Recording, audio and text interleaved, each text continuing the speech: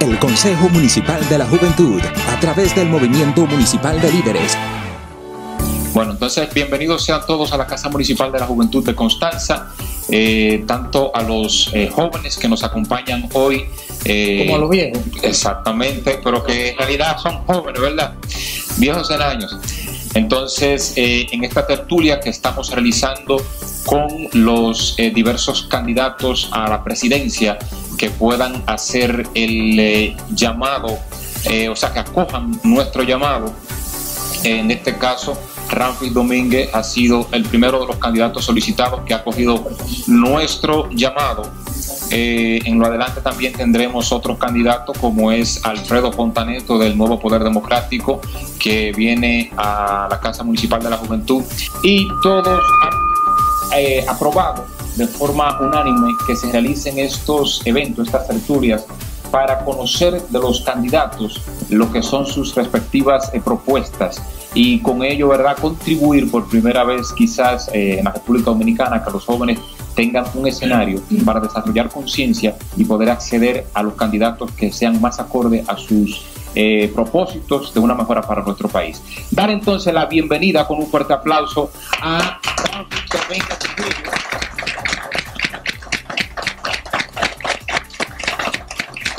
quien modestamente y gracias a la colaboración del director municipal del partido del PDI, el señor Giovanni Domínguez, el pastor Domínguez, nos ha hecho posible esta tertulia, y evidentemente dar la bienvenida también al señor Ismael, que es el presidente nacional del PDI, quien nos acompaña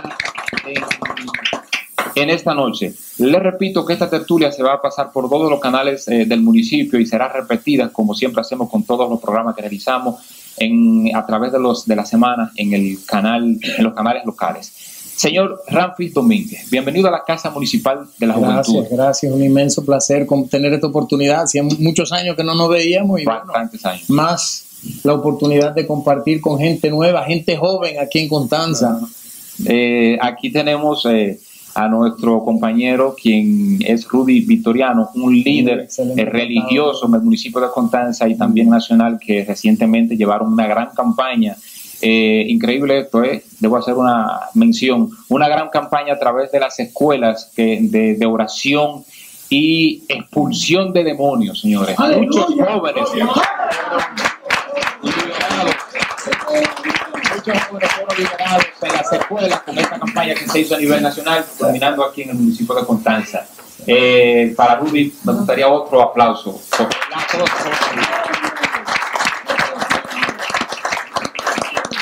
Accediendo a las redes, hemos encontrado que el partido Esperanza Democrática tiene en su página web 7 puntos, que son lo que usted entiende. 10 puntos, que son con lo que usted entiende puede contribuir a la transformación, a la regeneración de nuestro país. Al respecto, ¿cuál usted entiende que sería el más importante o cuál sería el orden de aplicación? Bueno, y lo enumera, por favor. Bueno, realmente aquí tenemos un gran problema en la República Dominicana, y es la falta presupuestaria, la insuficiencia presupuestaria. Para eso hay dos factores que inciden muy importantes. Lo primero es el nivel de endeudamiento en el país. Hoy por hoy el endeudamiento, para ustedes que desconocen, ha llegado a superar los 52.000 millones de dólares. ¿Qué significa eso?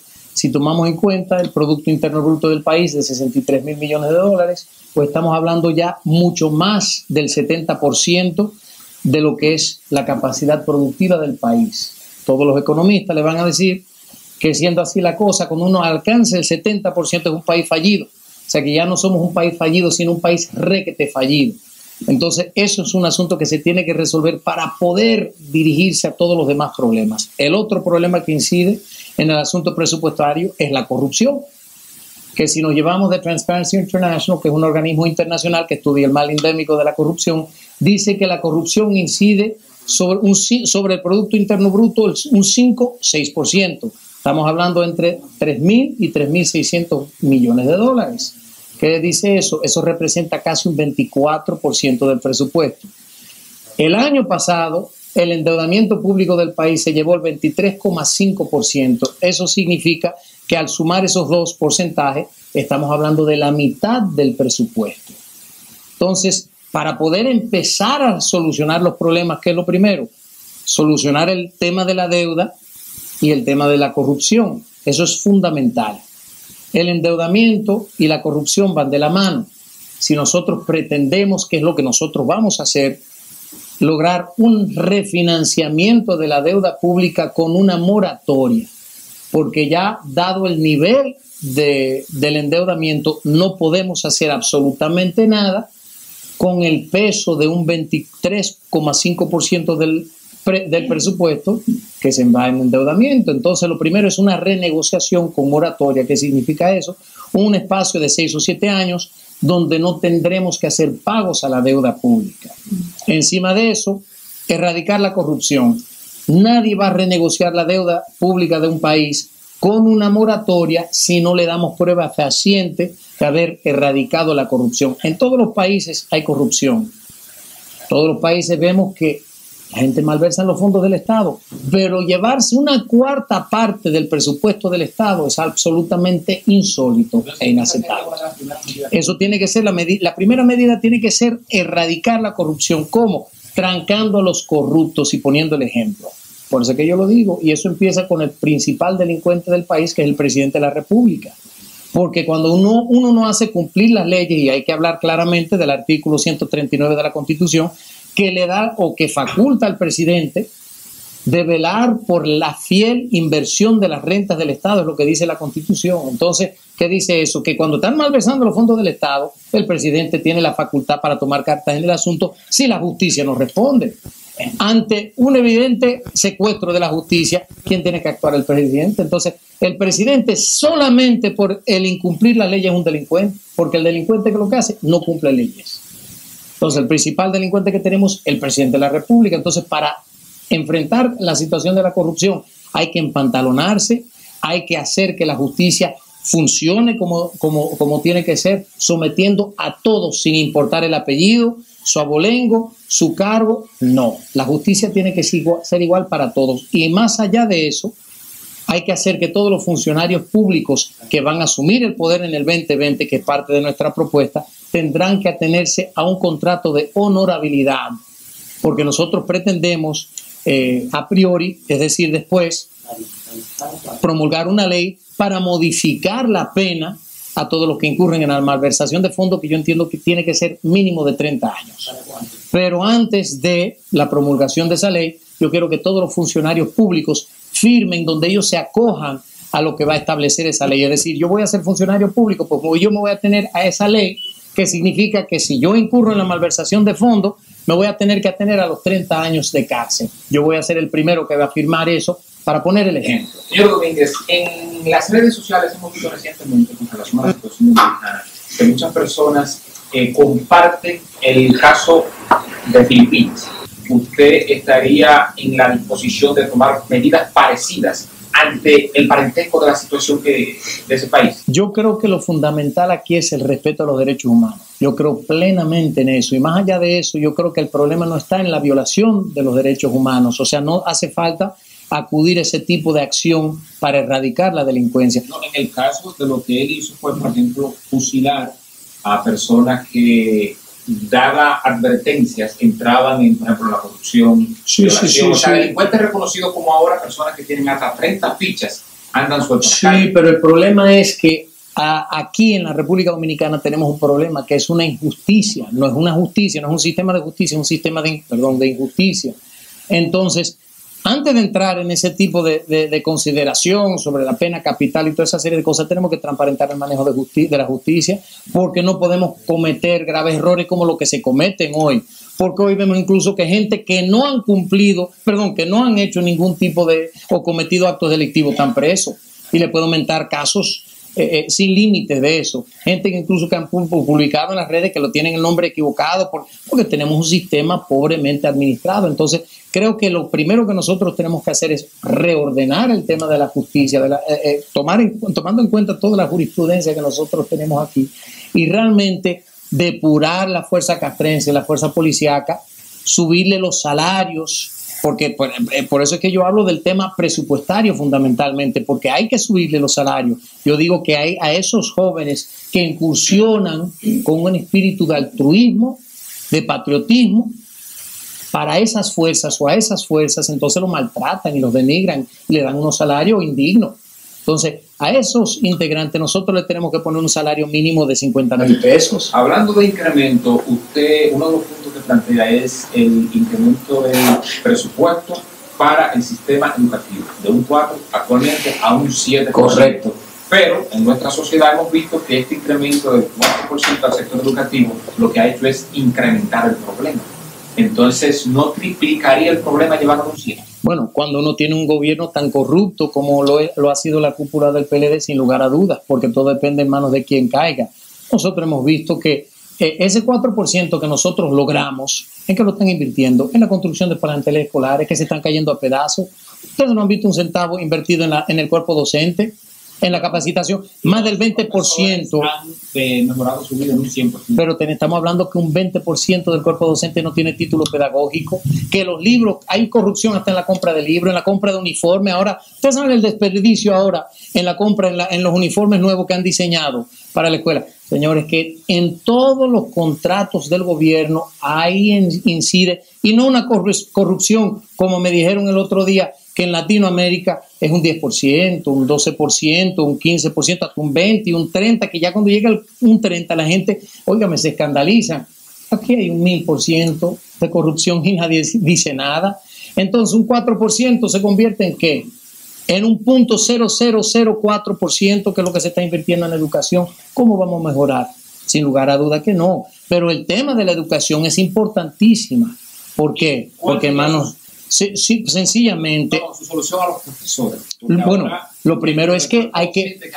Pero claro, pero es que la Asociación de Profesores, la ADP de aquí, tiene que salir a hacer huelga cada rato por la insuficiencia salarial, por las condiciones de trabajo. O sea, estamos hablando que la canasta básica, señores, que hay que tener un referente económico. La canasta básica de la República Dominicana es de 29,000 pesos.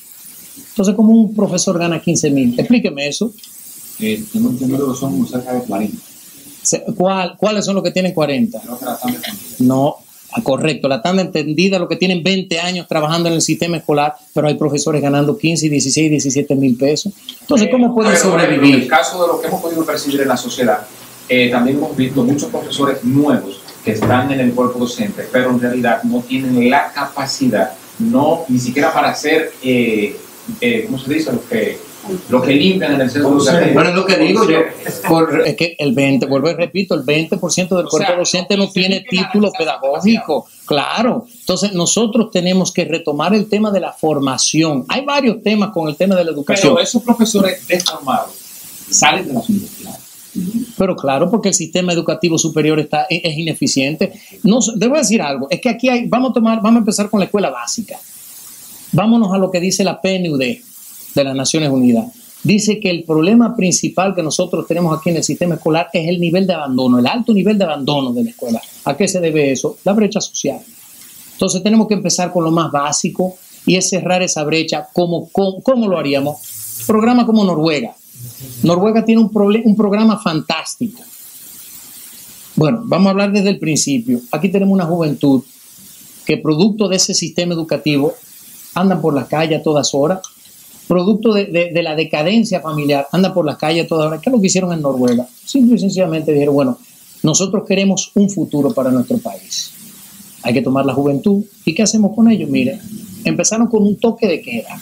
Fíjense que bien, ningún muchacho de menos de 16 años o joven de 16 años puede andar en la calle después de las 10 de la noche. Lo recogen, si lo ven, y llaman a los padres, vengan a buscar a su hijo, se lo llevan. Ya la tercera vez, una multa al papá. Hay que enseñar a los padres que los hijos se educan en la casa. Eso es bíblico. Sí. Y el problema es que han arrebatado la Biblia a Dios de los estamentos del poder. Pero vamos a seguir al próximo paso. ¿Qué dicen ellos? Uno no puede aspirar a mandar a un muchacho a una escuela y después no tienen padre en la casa, no tienen dinero para entrar en un club de pelota. Entonces, ¿qué es lo que hace en Noruega? ¿Qué hicieron en Noruega? Y ha sido un programa sumamente exitoso. A cada estudiante le dan un pequeño presupuesto. Si ese estudiante después de la tanda escolar quiere jugar pelota, le pagan su club de pelota. Si quiere jugar baloncesto, pagan su club de baloncesto. Si quieren estudiar arte, piano, lo que sea, le pagan su presupuesto a todos los estudiantes de bajos recursos. Ahí empezamos a cerrar la brecha. Ahí es donde se va a invertir el 7%. Después de eso, tenemos que hablar de la educación superior aquí en la República Dominicana, que incluso el currículo no se ajusta a las necesidades del país.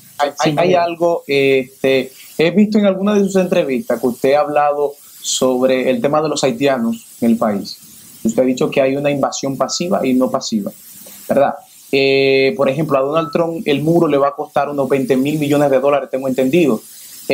A los dominicanos, ¿cuánto le costaría y de dónde saldría ese fondo para construir ese muro? ¿Y en qué tiempo usted de su gobierno comenzaría a ejecutar ese proyecto? Miren, nosotros hemos empezado a hacer diferentes presupuestos, diferentes análisis del tipo de muro que se podría hacer. Estamos hablando entre 300 y 700 millones de dólares, un excelente muro de cabo a rabo. Ahora, ¿de dónde van a salir esos recursos? Eso es lo más fácil. A mí me encanta cuando me hacen esa pregunta. Hoy por hoy, la invasión haitiana le cuesta a la República Dominicana más de 2.000 millones de dólares en educación, en salud, en seguridad, en todo. Súmelo, ahí está. 2.000 millones de dólares. ¿De dónde va a salir el dinero del muro? De ahí mismo.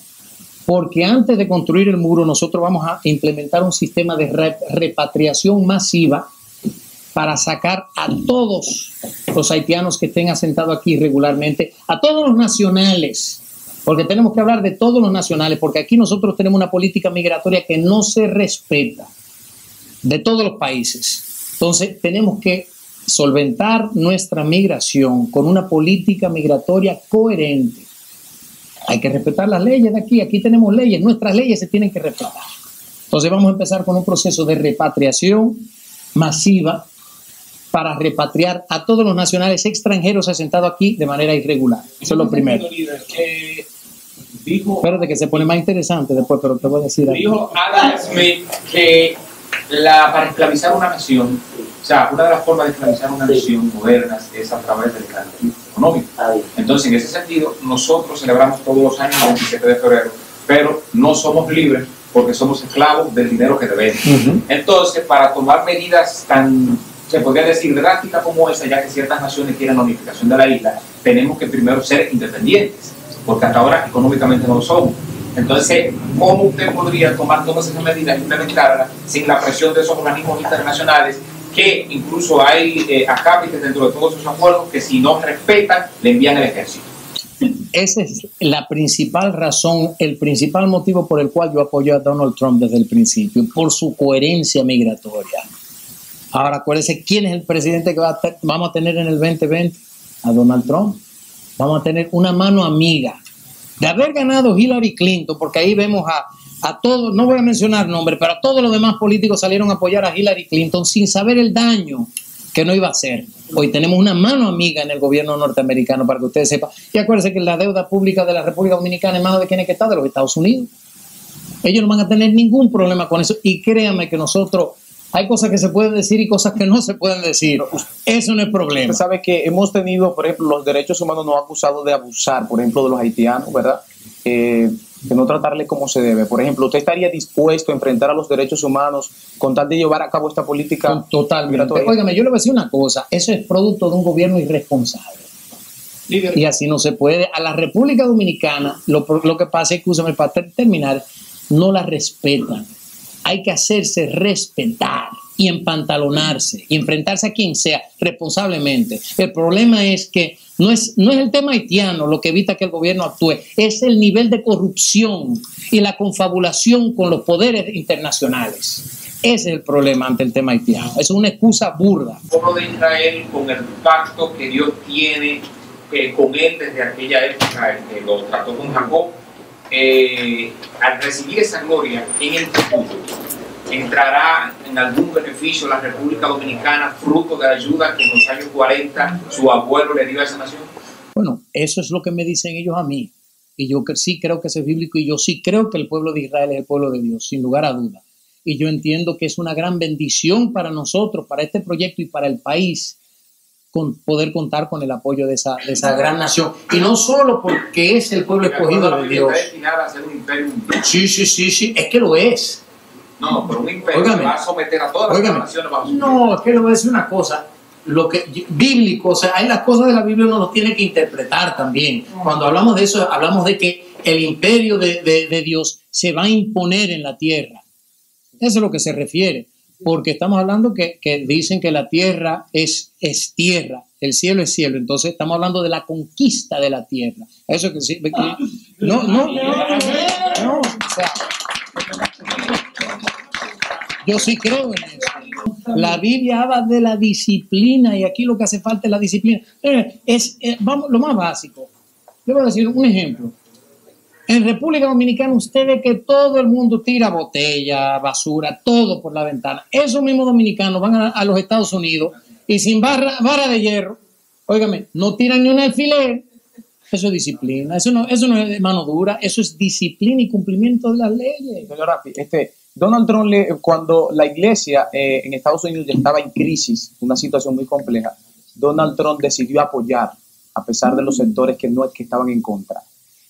¿Cuál es su apoyo? Como decía Alan, por ejemplo, nosotros nos movemos con un ministerio en diferentes escuelas del país ayudando. En su gobierno, ¿qué lugar usted le va a dar a la iglesia sin depender la denominación? Porque entendemos que la iglesia es una fuerza, ¿verdad? Y la iglesia de una forma u otra ayuda al Estado sin beneficio alguno, porque una iglesia, por ejemplo, yo he trabajado con jóvenes que son drogadictas, Dios lo ha libertado de las drogas y tiene un beneficio para el gobierno. O sea, ¿qué participación usted le va a dar a la iglesia en este aspecto? Bueno, yo creo que lo primero que nosotros tenemos que hacer es entender que la iglesia es una iglesia. Nosotros tenemos una bandera tricolor, en el medio una Biblia. Fuimos fundados bajo el lema de Dios, patria y libertad. Yo creo firmemente en Dios y creo que Dios es el centro de este proyecto y que Dios nos está llevando de la mano. No me cabe la Yo tengo la plena convicción de que nosotros vamos a volver a poner a Dios en los estamentos del poder. Yo hablo mucho de Dios. Nosotros hemos ido a escuelas donde no se nos permite entrar por el mismo sistema. Bueno, que no, que hay problemas. Hay otras escuelas otros directores del país que nos llaman para que nosotros vayamos y trabajemos con los jóvenes porque no lo soportan, ¿verdad? Entonces, en ese caso, por eso pregunto, porque se supone que, por ejemplo, nosotros como ministerio estamos colaborando, estamos ayudando al gobierno y es sin beneficio alguno, ¿verdad? Entonces, por ejemplo, un ministerio, un grupo como el que dirijo, ¿qué participación se le daría? De ir a cualquier escuela, ¿podríamos tener la libertad sin ningún problema? Mire, yo le voy a decir una cosa. En los Estados Unidos, nosotros hemos visto en los últimos años que están matando a los estudiantes de la escuela, los mismos estudiantes. ¿Por qué es eso? Porque ya no están orando en la escuela. No hay otra razón, no le busquen que el Estado, porque han sacado a Dios de la escuela, la oración. Aquí en el país se va a orar en cada una de las escuelas.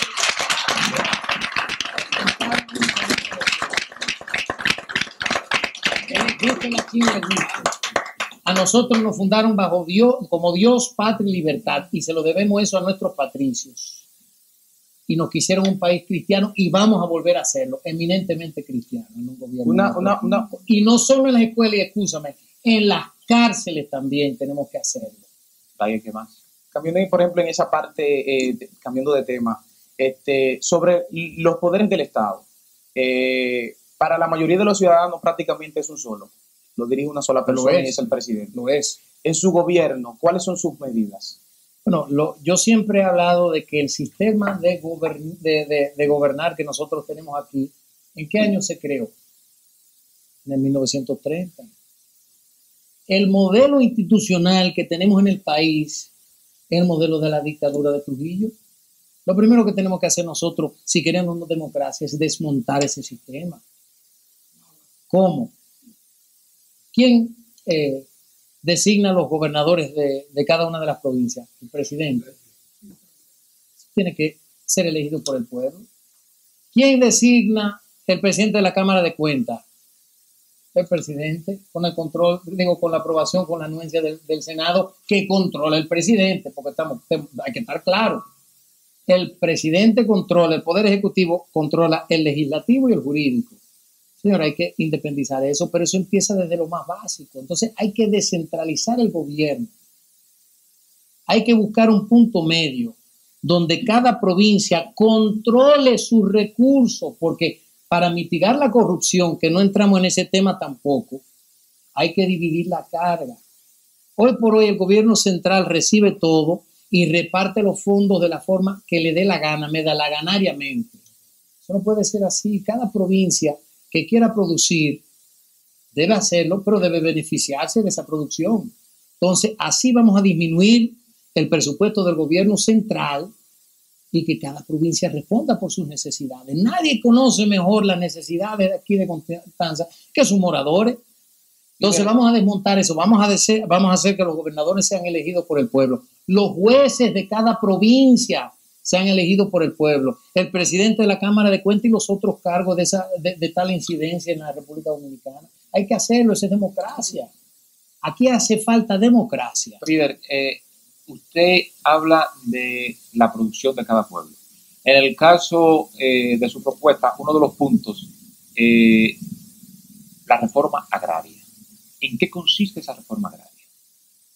Le voy a decir una cosa. No sé si ustedes conocen esta cifra.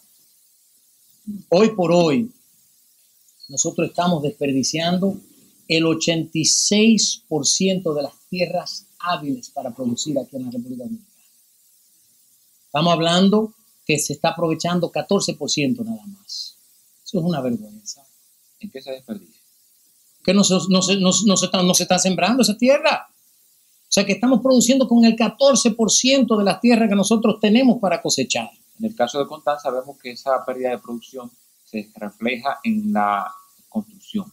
Claro, claro. Y en convertirnos en un país de servicios, compitiendo con China y con la India. Señores, hay que aceptar la realidad de la República Dominicana y es que nosotros somos un país agrícola, eminentemente agrícola. Entonces, cualquier persona que tenga dos dedos de frente, mirando hacia el futuro, con el crecimiento de la población mundial, dice, señores, ¿cuál va a ser la carencia principal? Comida, pero hoy dejamos que cebollas aquí se pudran porque uno de los funcionarios del gobierno es quien le importa. Entonces, esa mafia no permite que se venda la cebolla que se produce aquí en el país. Óigame, nosotros hoy por hoy, el conjunto de las exportaciones en la República Dominicana, para que ustedes vean una cifra vergonzosa, suman un total de 4.600 millones de dólares, el total de las exportaciones del país. Y en remesa nosotros recibimos 5.800 millones de dólares.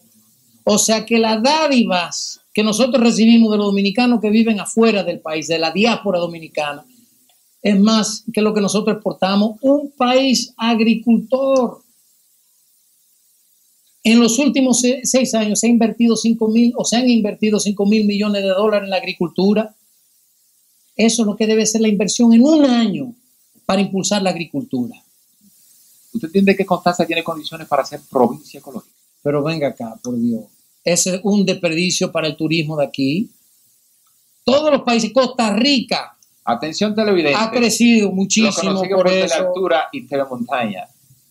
¿Usted se comprometería de llegar a la presidencia a hacer Constanza, al municipio de Constanza, una provincia ecológica? O, como una propuesta que hicimos en un momento, provincia ecológica, el arca de la patria, con miras a esa situación crítica del futuro en donde entra San Juan, Ocoa y Jarabacoa como grandes productores del país para asegurar los terrenos de producción? Mira, Alexander, yo te voy a ser sincero, yo soy un político atípico porque yo no hago compromisos ni hago promesas. Yo lo que vengo a cumplir con el pueblo. Ahora, yo sí le voy a decir algo, que vamos a hacer el mejor gobierno jamás visto aquí en República Dominicana y todas las necesidades de las provincias, las mismas provincias la van a poder atender dentro de un marco enteramente democrático. Y si esa es la voluntad de todos los constanceros, eso se va a hacer.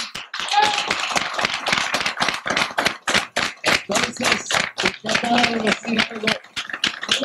usted acaba de decir algo muy interesante, que va a superar el gobierno de su abuelo, viéndolo desde el punto de vista positivo de todas sus obras, que son muchas.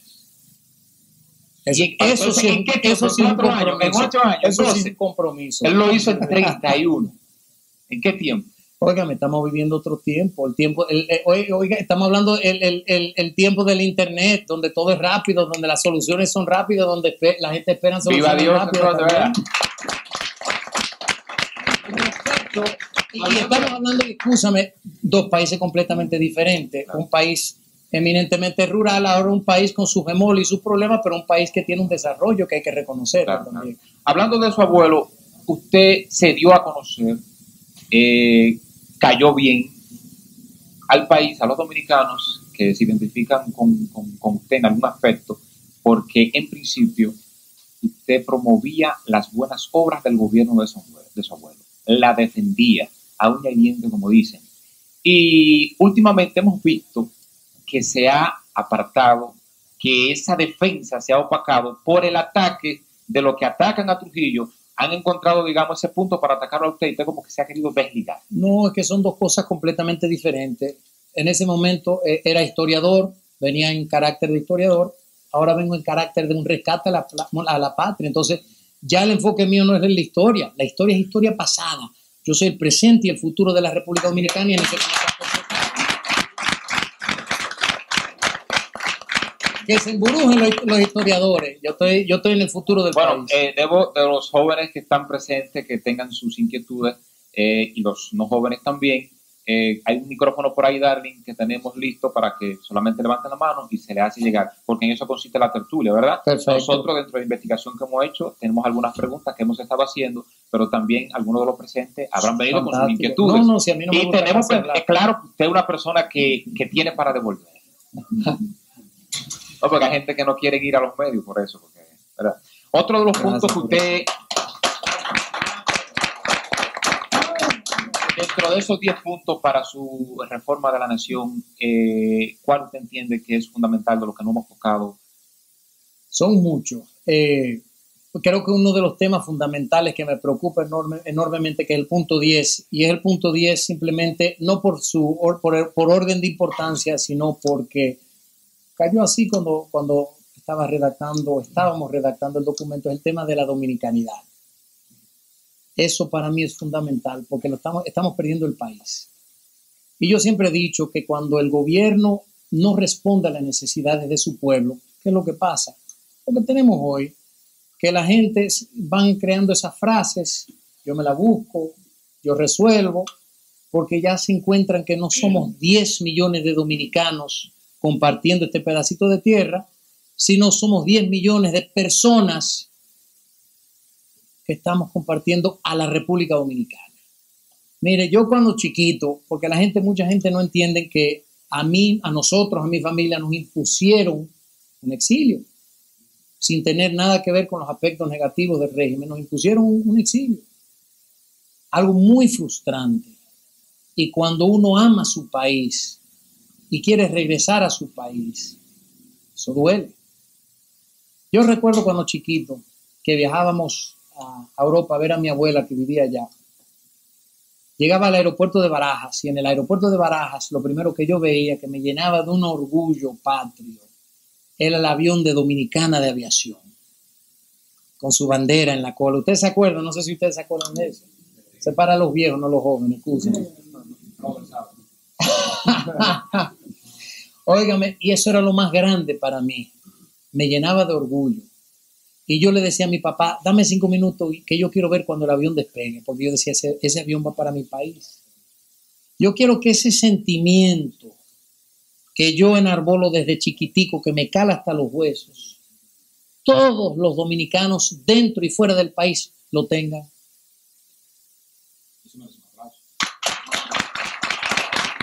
Yo quiero que ese sentimiento nosotros se lo logremos inculcar a todos los dominicanos en este país. Quiero aprovechar esta pregunta. Usted hablaba en un momento de sus entrevistas, que de usted llegar al poder. Hemos visto, por ejemplo, las mismas caras como ministros, diputados, pero en diferentes posiciones, ¿verdad? Hemos visto personas, por ejemplo, en medio ambiente, pero que estén en otra posición y no conoce, no es experto en dicha área. sea, usted hablaba de que al usted llegar al gobierno usted iba a tener un cuerpo formado diferente, ¿verdad? O sea, ¿a qué usted se refería específicamente? Bueno, lo primero es que nosotros tenemos que ver los gobiernos serios que tenemos en todo el mundo. El gobierno yo me río porque es que es algo tan axiomático que es absurdo cuando uno ve que no hacen las cosas aquí en República Dominicana. El gobierno de Alemania, cuando yo vi y decía educación, un doctor en educación formado con su experiencia en materia de obras públicas, un arquitecto, un ingeniero, personas duchas en su campo. Este es el único país donde ponen un dentista en aeronáutica civil. Señores, eso es verídico, no es invento. Y le puedo dar un sinnúmero de ejemplos así. Entonces, si nosotros queremos, porque entonces el que es de educación, o creo que, o cómo fue, el que pasó a educación era antes de procuraduría, o un lío de eso. O sea, es que son cosas tan absurdas. Entonces, por la experiencia adquirida como procurador, entonces ya puede ser ministro de educación. Señores, que hay que buscar personas duchas en esos campos, tenemos que dejarnos del favoritismo. Nosotros vamos a implementar un sistema donde las personas que cumplan funciones van a ser los mejores en su campo. Y yo le digo a la gente, incluso en el partido, en los movimientos y todas las personas que se nos acercan, si es buscando cargo, mejor quédense en su casa. Esto no es un partido normal y corriente donde estamos regalando cargos y exigiendo fulanito, no, mira, por tu compromiso. Vamos. No, aquí el mejor de lo mejor va a ocupar el cargo que le corresponda según su experiencia.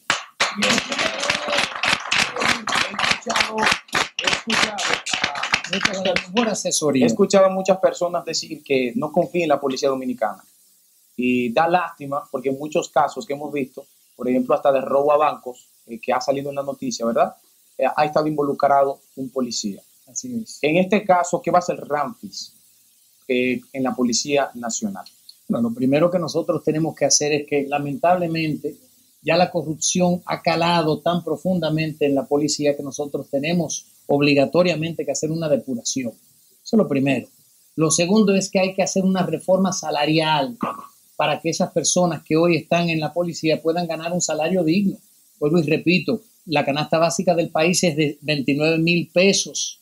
Entonces, ¿cómo nosotros podemos someter a un policía a un salario de 9,000 pesos, de 11,000 pesos, de 12,000 pesos? Es una infamia. Pero se le va a exigir, por ejemplo, al policía alguna preparación, porque de ser así cualquiera... Es que esa es la responsabilidad de la fuerza castrense, someterlo al rigor de un examen de ingreso.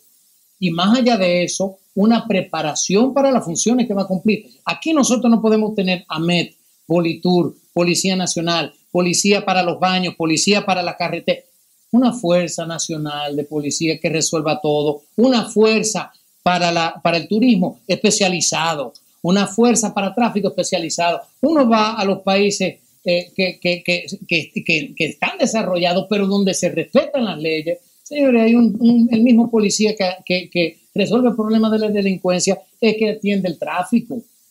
O sea, hay que tener, lo que pasa es que aquí han querido dividir para crecer el pastel y corrupción, porque en tres fuerzas la corrupción es mayor. Líder, pero para usted implementar todas esas medidas, tiene que ganar. Para ganar necesita una base sólida, ya que dijo un gran pensador militar que divide y vencerás. Así es. Entonces, ¿qué es lo que está sucediendo ahora con varios de los partidos tradicionales?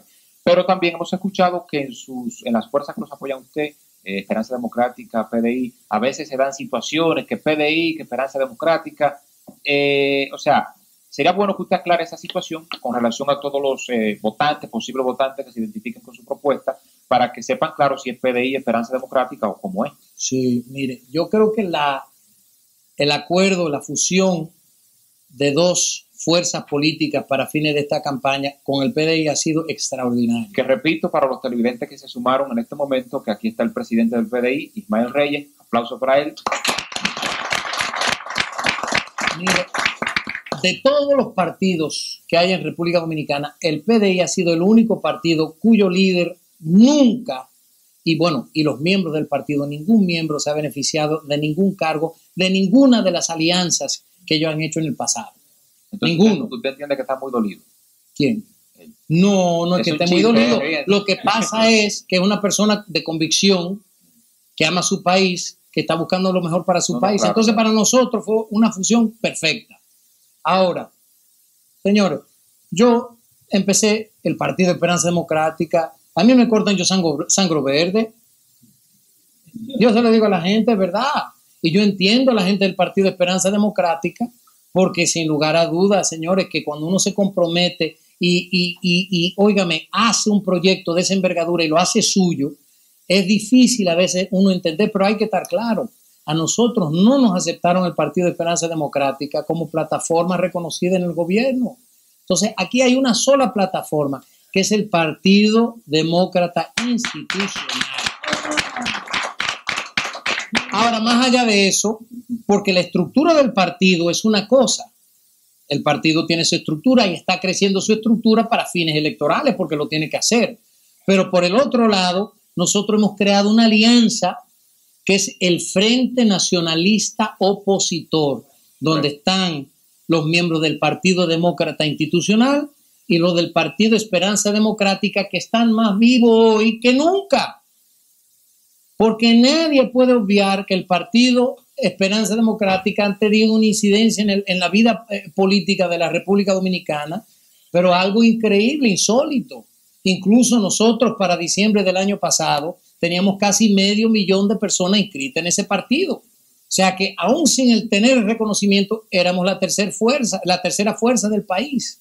Entonces, hoy por hoy tenemos el PDI, que es la segunda probablemente fuerza del país, gracias justamente a ese acuerdo que nos ha permitido crear esta plataforma invencible para el 2020. Dice usted la segunda. ¿Cuál entiende que es la primera? La primera, la maquinaria, lo que pasa es que ellos tienen más dinero para comprar, entonces el PLD, imagínense, con los cuartos que ellos se han gastado comprando gente. En el 20 gana, pierde, queda en algún lugar. ¿Su posición al respecto? Óigame, es que esta lucha es por la patria, la lucha por la patria no cesa nunca. O sea, que si pierde, continúa hasta el triunfo. Hasta que rescatemos la patria, a la buena o a la mala, pero no podemos permitir que nos hagan. Hay muchas personas que creen que usted va a hacer lo mismo que su abuelo en el sentido de seguir en el poder. La palabra de Danilo Medina, por ejemplo, perdió credibilidad cuando dijo que no se iba a reelegir. 4 años y solamente, ¿verdad? Y si no se comió un tiburón, y mucha gente dice que se lo comió, ¿verdad? Y lamentamos eso. En este caso usted dice que va a optar por el mismo sistema de Estados Unidos, 2 años y no más. Pero ¿cuál es la garantía de que eso va a suceder y que no vamos a tener que optar a otras medidas? Óigame, es que estamos claros. Danilo Medina y Leonel Fernández son producto de esta partidocracia barata aquí de la República Dominicana, de una falta de democracia, de unas condiciones que les ha permitido hacer toda la vagabundería que han hecho. Yo soy producto de la democracia mejor formada del mundo. Señores, yo desde que tengo uso de razón veo que los Estados Unidos son 2 periodos, nada más. Para mí es insólito que quieran manipular la Constitución. Y yo le dije en un programa de televisión que la Constitución había que blindarla. Y alguien me dijo a mí, no, pero que la Constitución no se puede blindar, y es correcto. Pero es en la mente del pueblo que se tiene que blindar. Y como ejemplo yo pongo los Estados Unidos. Si Obama hubiese sido tan osado como para plantear que iba a manipular la Constitución para extenderse un periodo más, un motín se le forma. Óigame, el gobierno se lo hubiesen tumbado. Y había personas que lo querían realmente. Claro, y se lo decían y se lo vociferaban. Pero lo que pasa es que en la mente del norteamericano eso no existe. No existe esa posibilidad. Y el que ama la democracia entiende que la democracia se nutre justamente de la alternabilidad del poder. Y más allá de eso, yo tengo una responsabilidad de dejar una marca histórica aquí en el país. Y la marca histórica de Ramfis Domínguez Trujillo va a ser la democracia.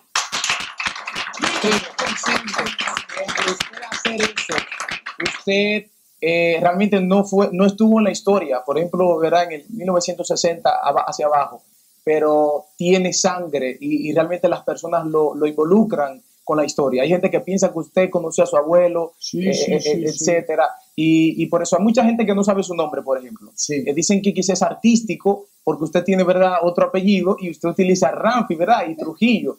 Hay algunas personas que no saben lo mismo televidente y que quizás usted podría explicarle porque es un nombre controversial. Sí, porque si le decimos Luis José Domínguez, Nadie sabe. Claro. Pero Ramfi Trujillo, pero ese otro, aclárame la cosa. Sí, no. Lo que pasa es, y es interesante aclararlo, el nombre mío es muy largo.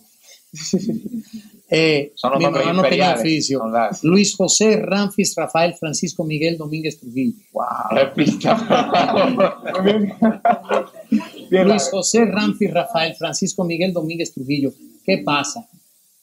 Mi papá se llama Luis José, pero mi tío, el hermano de mi madre, se llama Ramfis, y por el cariño familiar, él había fallecido 5 meses antes de yo haber nacido.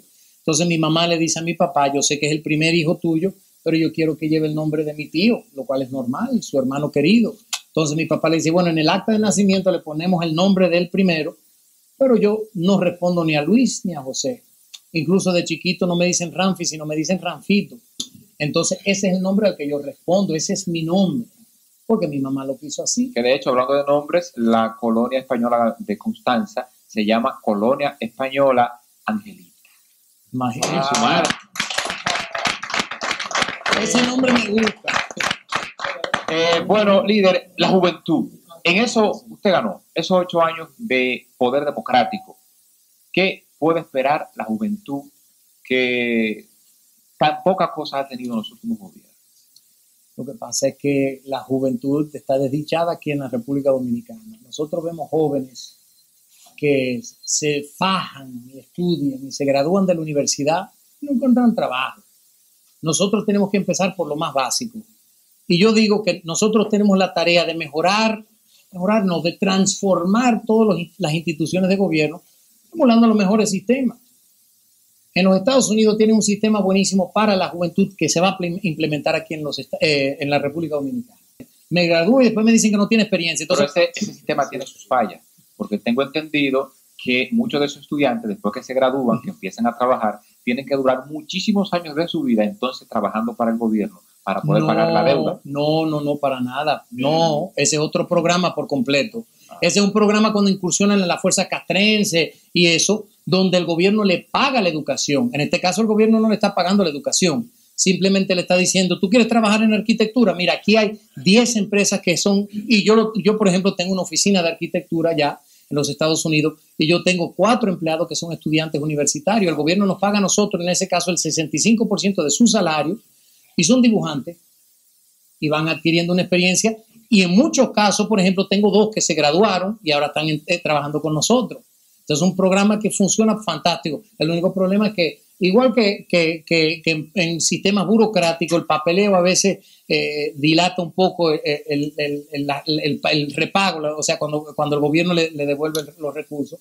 Pero es un programa que funciona fantásticamente bien y le da la experiencia necesaria. Y así mismo tenemos que hablar de que las condiciones económicas del país se tienen que ajustar, se tienen que transformar también para darle la posibilidad de que todos los jóvenes trabajen y en el campo de su predilección. Y eso también es por el hecho de que tenemos que ajustar el currículum de la escuela superior a los trabajos de aquí, de la República Dominicana, porque nosotros aquí en República Dominicana no podemos hablar de algún campo que nosotros no ejerzamos aquí, que algún campo que simplemente nosotros no manejamos aquí. Tenemos que especializar a las personas en turismo, en hospitalidad, en temas de agricultura, porque ese es otro tema importante. Y tenemos que hablar en ese aspecto también, que no llegamos a extraer en educación en las escuelas técnicas y toda esa serie de cosas que tenemos que hacer. Una innovación de su abuelo. Sí, claro, absolutamente. No. Hay que emular los aspectos positivos de todos los regímenes aquí en República Dominicana y del mundo, porque todos tienen algo que nosotros podemos copiar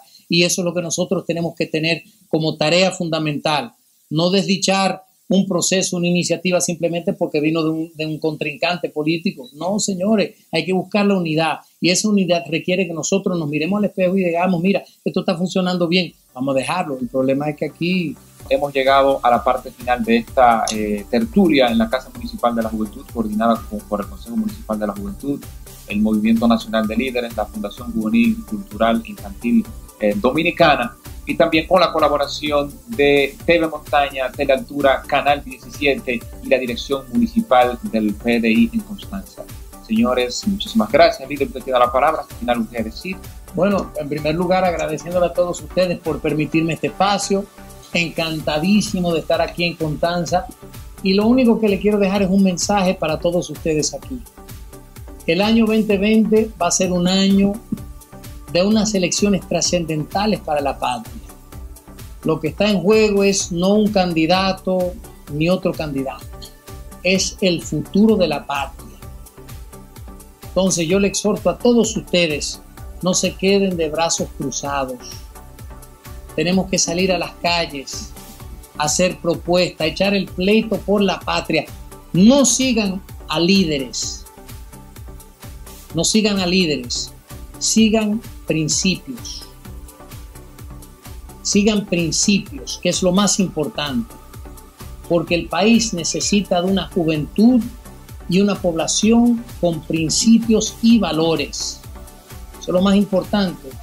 Con fe en Dios, con esperanza, vamos juntos a echar este país hacia adelante.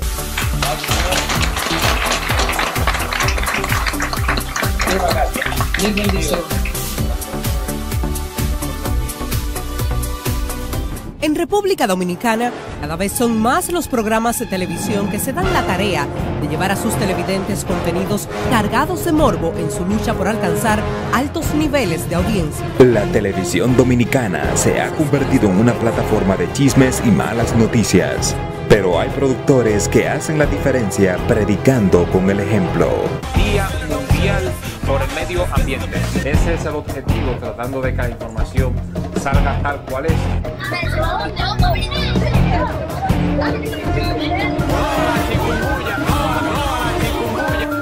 Los domingos a la 1 de la tarde. Alan Alexander presenta Nuestro Legado TV. Una acción vale más que 1000 palabras.